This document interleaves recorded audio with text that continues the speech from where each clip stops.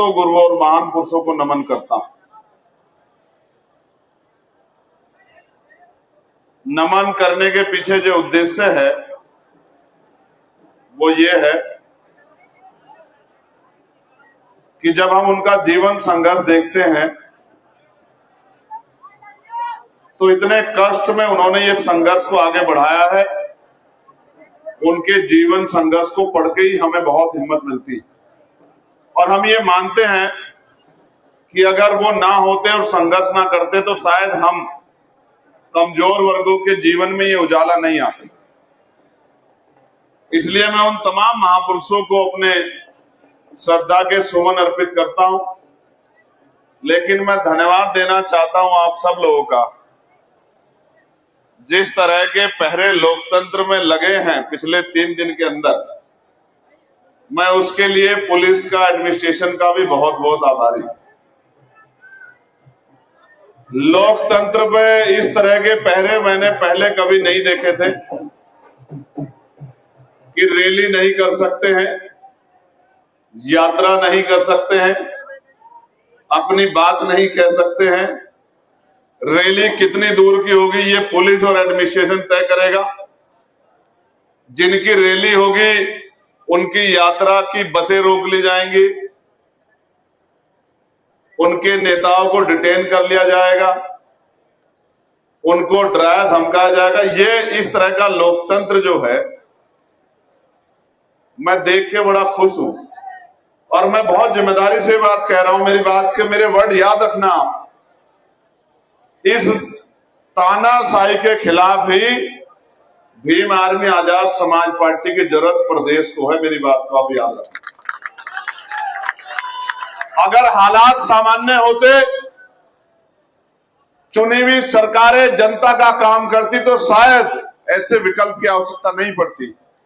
लेकिन जब सरकार तानाशाही पे उतर आए, डंडे से जनता को हाँकने का काम करे, किसान की, मजदूर की, नौजवान की, महिलाओं की, कर्मचारियों की, युवाओं की भागीदारी और उनके अधिकार को छीनने का काम करे, तो फिर उनका मुकाबला करने के लिए भी ऐसे नौजवानों के, ऐसे सिपाहियों की जरूरत है जो आंख से आंख मिला के और सीना तान के मुकाबला करना जानते हो। इस बात को मैं मानता हूं और मैं धन्यवाद देता हूं कि आपने ऐसा माहौल बना दिया है कि आज जो बच्चा घर में सो रहा है या कहीं काम कर रहा है, आपके इस दमन को वो याद रखेगा और जिस दिन मौका मिलेगा इतनी जोर से बटन दबाएगा कि करंट लखनऊ वालों को वहीं जाके लगेगा जहां वो कुर्सियों पर बैठे।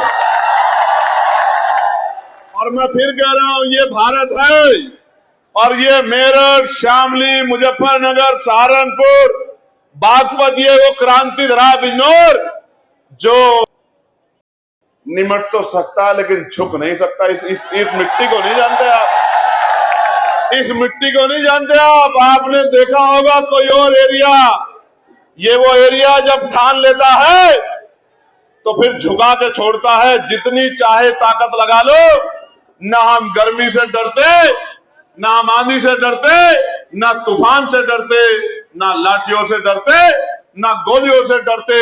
हम उन संतों, गुरुओं को भी मानते हैं जो अहिंसा के रास्ते पे हैं और हम उन बहादुर क्रांतिकारियों को भी मानते हैं जिन्होंने 19 साल की उम्र में देश की आजादी के लिए शहादत दी है। हम शहीद आजम सरदार भगत सिंह को भी मानते हैं, शहीद आजम सरदार उधम सिंह को भी मानते हैं, हम कोतवाल धन सिंह गुर्जर को भी मानते हैं, हम चौधरी चरण सिंह जी को भी मानते हैं, हम सर छोटू राम को भी मानते हैं, हम राष्ट्रपिता ज्योतिबा फूले को भी मानते हैं, हम शहीद उधम सिंह को भी मानते हैं, हम मां झलकारी बाई को भी मानते हैं और हम हर उस देश के आजादी के बलिदान करने वाले उस क्रांतिकारी को, चाहे वो मां अहिल्याबाई होलकर हो, चाहे मां फातिमा शेख हो, हम उस हर शख्स को, उस महापुरुष को मानते हैं जो अन्याय के खिलाफ लड़ना जानता है। आज मैं आपको, जब मैंने ये अन्याय देखा तो मैं आज चुनावी बात आपके सामने नहीं करूंगा। मैं बस आपसे पूछना चाहता हूं, क्या हम दमन के आगे घुटने टेक सकते हैं या हम इस दमन का मुंह तोड़ जवाब देने के लिए तैयार हैं? आज हम इस गर्मी में सड़क पे जवाब देंगे, अपने नारों से जो सत्ता में बैठे नेताओं को ये पता लगे कि जनता दमन से नहीं, जनता प्यार से चलती है। प्यार से लोकतंत्र में काम करोगे तो प्यार मिलेगा, और डंडा चलाओगे तो हिसाब 2027 के बाद पूरा होगा। मेरी बात को आप याद। मैं ये बताना चाहता हूं, आज मीडिया के लोग मुझसे भी पूछ रहे थे कि दिल्ली में प्रोटेस्ट चल रहा है, आप क्या कहना चाहते हो? प्रोटेस्ट, सिर्फ प्रोटेस्ट नहीं चल रहा है, युवा सुसाइड कर रहा है, युवा बेरोजगार है, युवा अच्छी शिक्षा चाहता है, रोजगार चाहता है, किसान अपनी फसल का दाम चाहता है, मजदूर अपनी मेहनत चाहता है, महिलाएं रोजगार चाहती हैं, क्षेत्र की जनता विकास चाहती है। आपके एजेंडे में सरकार के लोगों हिंदू मुसलमान के अलावा कुछ नहीं है। हिंदू मुसलमान और की राजनीति और नफरत की राजनीति, इसी से आप प्रदेश को आगे चलाना चाहते हो। मुख्यमंत्री जब आते हैं तो क्या भाषण देते हैं, मुख्यमंत्री जब जाते हैं तो क्या भाषण देते हैं। बंगाल में जाके मुख्यमंत्री कह रहे हैं 9 साल मुख्यमंत्री रहने के बाद कि हमारे यहां मुसलमान सड़क पे नमाज नहीं पढ़ता है। ये विकास किया है आपने कि मुसलमान सड़क पे नमाज नहीं पढ़ता है। चलो, मुसलमान सड़क पे नमाज नहीं पढ़ता, बहुत अच्छी बात है। इससे दलित पिछड़ों को रोजगार मिल रहा है, इससे उनके घर में रोटी आ रही है, इससे उनकी गरीबी दूर हो रही है, इससे उनके बच्चों को पढ़ाई मिल रही है, इससे उनके बच्चों को अच्छी चिकित्सा व्यवस्था मिल रही है, इससे पेपर लीक होना बंद हो गया, इससे आरक्षण के घोटाले बंद हो गए, इससे सुसाइड करना बंद हो गया, इससे किसान को उसकी फसल का दाम मिल गया है, इससे महिलाएं सुरक्षित हो गई हैं। शर्म करो, सत्ता में बैठे हो 9.5 साल से, 1 साल के काम का मुकाबला नहीं कर पाओगे। अवसर आने दो। ये जनता है, जिसको चाहे कुर्सी में बिठा दे और जिसको चाहे जमीन पे पटक दे। पुलिस के भाइयों का मैं धन्यवाद इसलिए करता हूं क्योंकि मैं जानता हूं कि लोकतांत्रिक व्यवस्था में पुलिस तो सरकार के अधीन, जो सरकार आदेश देगी बेचारे वही करेंगे। आज इनकी है तो ये इनके आदेश पे काम कर रहे, कल आपकी आएगी तो आपके आदेश पे काम करेंगे। इनसे मेरा झगड़ा नहीं, क्योंकि मैं ये भी जानता हूं किसी नेता का बेटा सिपाही है ही नहीं, किसी नेता का बेटा दरोगा है ही नहीं, किसी नेता का बेटा SHO है ही नहीं, इंस्पेक्टर है ही नहीं। ज्यादा अगर है भी तो बेचारा तो IPS है, PCS है, PPS है। सिपाही, हेड कांस्टेबल, दरोगा, इंस्पेक्टर है ही नहीं किसी नेता का बेटा। ये सारे किसान मजदूर परिवारों के बच्चे हैं। मगर मैं इनको भी पूछना चाहता हूं जो नए भर्ती हुए हैं। एक बेटी मुझे आज मिली थी, उसके पति सेना में थे, छुट्टी पे आए, 20 दिन अपने परिवार के साथ रहे, सड़क दुर्घटना में जान चली गई। मुझसे पूछ रही थी कि मेरा क्या कसूर है, मेरा पति तो सेना के लिए, सेना में भर्ती हुआ देश के लिए बलिदान देने के लिए, लेकिन मेरा पुनर्वास कैसे होगा, मेरे बच्चों को कैसे जो है, उसके तो बच्चे नहीं लेकिन जो सेना के परिवार उनके बच्चों का क्या होगा। आपने तो 4 साल की अग्निवीर की नौकरी दे दी, 4 साल की, इससे भला हो जाएगा। मैं बताना चाहता हूं आपको, पुरानी पेंशन का लाभ आपको नहीं चाहिएगा? बताओ अपने मन पे, दिल पे हाथ रखे, आपको नहीं चाहिए पुरानी पेंशन? नहीं चाहिए? पुलिस के लोगों बताओ, पुरानी पेंशन नहीं चाहिए क्या होगा जब बूढ़े हो जाओगे? कहां से कौन रखवाली करेगा? आज जो आपसे गलत काम करवा रहे हैं मजबूरी में, क्योंकि आप नौकरी कर रहे हो सरकार की, तो कल जब बूढ़े हो जाओगे आपके ऊपर अगर मुकदमा को जांच चलेगी तो ये पीछे भाग जाएंगे, ये कहेंगे हमारा कोई लेना देना नहीं, आप समझदार हो जाओ।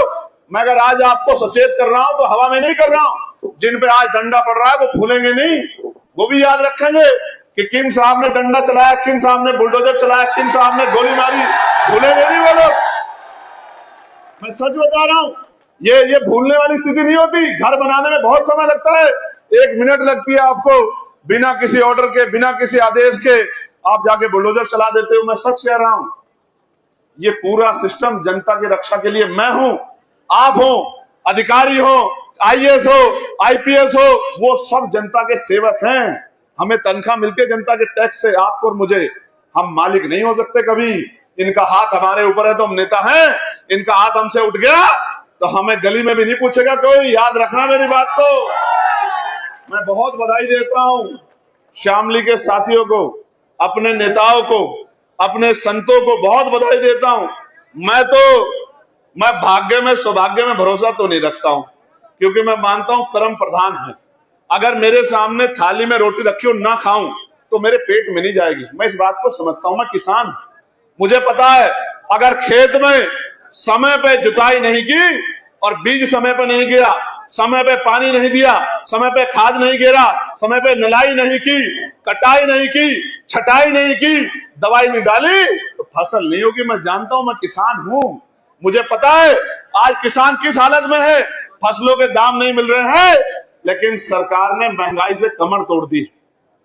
993 रुपए बढ़ा दिए सिलेंडर पे। कितने? 50 रुपए बढ़ते थे तो इनकी महिला नेता गले में सिलेंडर टांग लेती थी।